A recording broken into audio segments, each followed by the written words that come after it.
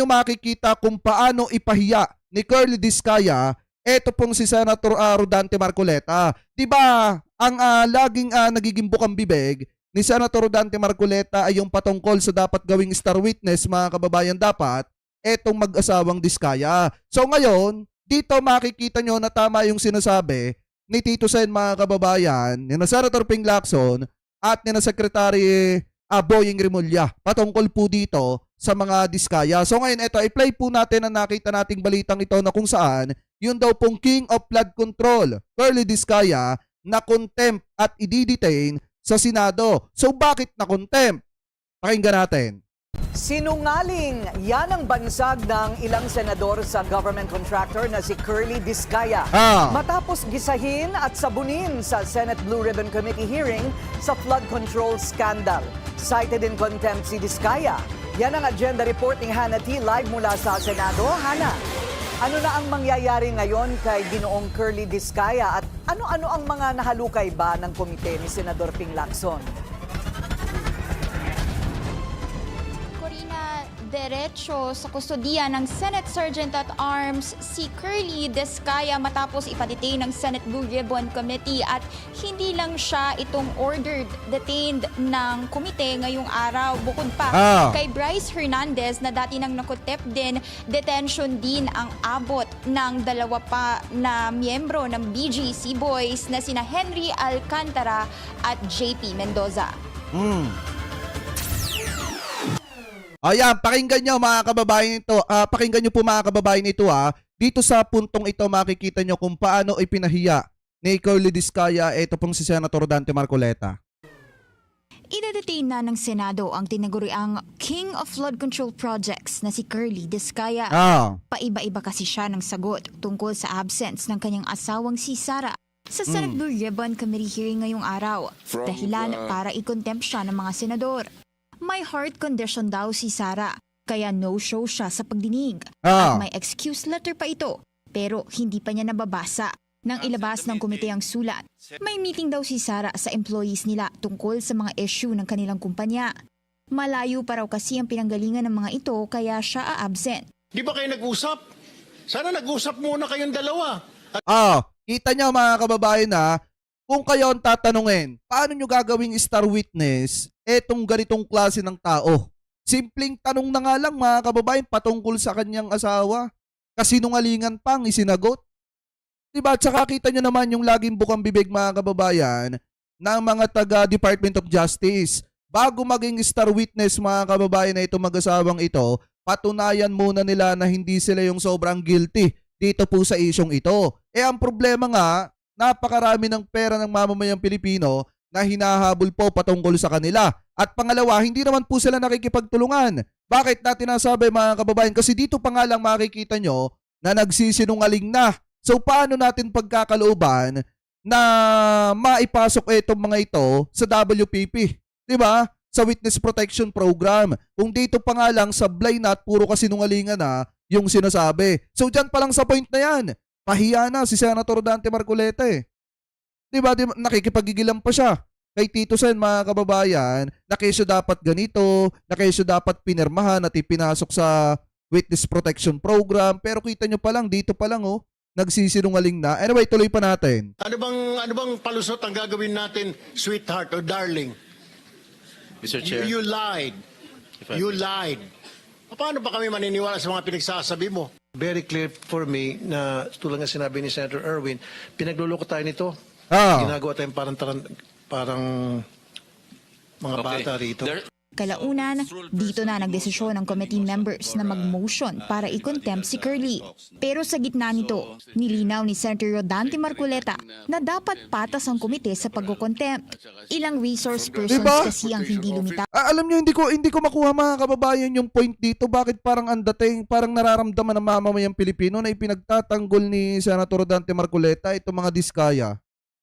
Hindi ko makuha yung point dyan kasi mga kababayan na eto tulad nga nito, mako-contempt kanina itong si Curly Discaya. Tapos biglang sisingit si Senator Dante Marcoleta na parang ang dating mga kababayan ipinagtatanggol itong mga Discaya. Ano ba meron? Diba ito, nagtatanong lang naman tayo. Kasi unang-una, kita nyo na naman nga, nagsisinungaling na. Kita nyo, simpleng tanong lang kung nasaan yung asawa, bakit hindi naka-attend. Sabihin ba naman na may may problema sa puso. Pero yung sulat ng asawa, iba pala yung laman. Diba, doon pa lang makikita nyo, nagsisinungaling na eh. Anyway, tuloy pa natin. Daw kaninang umaga, kasama si Justice Secretary Boying Remulla na siyang tumangging tanggapin ang witness protection request ni Marcoleta para sa mga Diskaya. To be consistent, Mr. Chair, isite na rin natin for contempt si Yusek Cabral at saka si Secretary Remulla. Wala rin sila rin. They're not here, so they will be issued show cause orders. Napasori na lang si Diskaya. Your Honor, humihingi po ako ng pasensya po sa inyo. Wala po akong intention talaga magsinungaling, pero yung misis ko po kasi talaga ay madalas po, may sakit po talaga siyang diabetes at saka meron po talaga siyang hypertension. At katunayan nga po, marami po siyang mga maintenance po na gamot na ginagamit. Hindi na naniniwala ang mga senador sa kanya. Matatandaang sa sworn statement ng Diskaya couple, napaamin silang may 10 to 25% kickback ang higit 10 mambabatas sa projects nila. By cash daw ito binibigay at may karampatang voucher o ledger para rito. Hiningi ni Senator Risa Ontiveros ang mga ledger pero in-invoke ni Diskaya ang right to self-incrimination. Hindi rin niya masagot ng tuwid kung totoo ba ang pagbayad nila ng payola sa mga mambabatas sa kabila ng pag-amin sa sworn statement nila. The question of Senator Ontiveros is only answerable by yes or no. Yes, Your Honor. All right. You answer, Senator Risa. Thank you, Mr. Chair. So yes, nagbabayad kayo. Yes, Your Honor. Yes, hindi kayo hino-hold up. Kayong nang-hold up sa taong bayan pag napatunayan namin lahat-lahat nitong mga flood control project scams. Contempt o detention din ang inabot ng sinibak na district engineer na si Henry Alcantara. Ulit-ulit niya kasing itinanggi ang involvement sa ghost flood control project sa Bulacan kahit na dinawit siya ng SIMS. Tsaka mga kababayan, parehas na parehas si Parehas na parehas ang galawan nitong si Henry Alcantara at saka nitong si Boy Senator.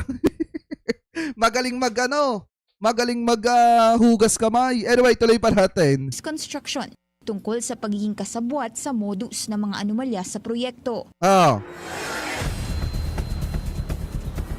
Corina, matatandaan nating si Sally Santos, itong lumabas na owner ng Sims Construction na siyang umaming meron ngang modus doon sa mga flood control projects sa Bulacan dahil mismong yung license niya yung ginagamit para ma-facilitate itong mga maanomalyang proyekto doon sa probinsya. At kanina makikitang medyo tense itong si Sally dahil humingi siya ng physical protection mula kay Senate Blue Ribbon Committee Chair Panfilo Lacson dahil siguro mga kababayan, matindi yung pananakot dito kay dito kay Sally na to mga kababayan, kasi biruin nyo habang tinatanong siya kanina sa hearing ng Senate Blue Ribbon Committee, bago siya magsalita, humihingi na agad siya ng proteksyon. So ibig sabihin, may nagbanta dito mga kababayan or may nanakot dito na kapag ka idinawit etong sigarito ganyan, may mangyayaring hindi maganda sa kanila. Kaya ganito na lamang mga kababayan,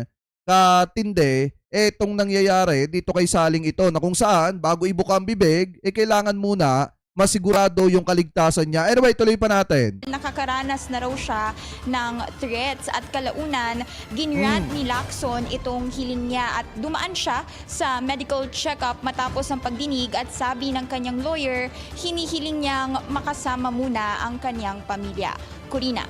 So Hana, napatunayan bang nagsisinungaling itong si Ginoong Curly Diskaya tungkol sa sakit ng kanyang asawa?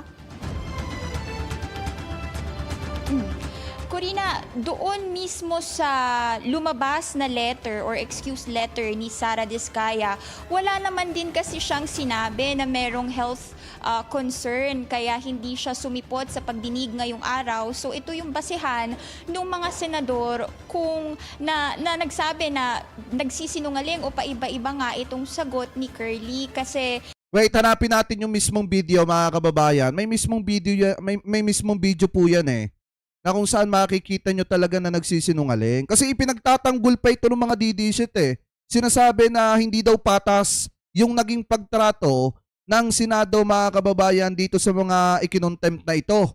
So ngayon, tingnan natin kasi may nakita akong video mismo niyan. Ito. Also why Mrs. Diskaya is not here. Yan, ito. Pakinggan natin to mga kababayan. Kasi unfair naman po sa Kamara, sa Senado, kung ganun yung sasabihin nga naman, hindi patas yung naging pagtrato. Kasi nagsalita itong si Senator Dante Marcoleta after makontempt itong si Curly Discaya na dapat i-contempt na daw itong itong Secretary Boying Remulla at itong sina Cabral dahil hindi daw po pumunta. So ngayon ito mga kababayan, pakinggan po natin itong mismong video kung saan nagsinungaling mga kababayan itong si Curly Discaya. I-play na po natin. Who will answer? Mr. Discaya, I suppose. Your Honor, yung misis ko po ay nagpadala po dito ng excuse letter po. Ayan, pakinggan nyo Na hindi po siya makakarating dahil po sa mga valid reason po. Mr. Chair, if I may, what is the valid reason?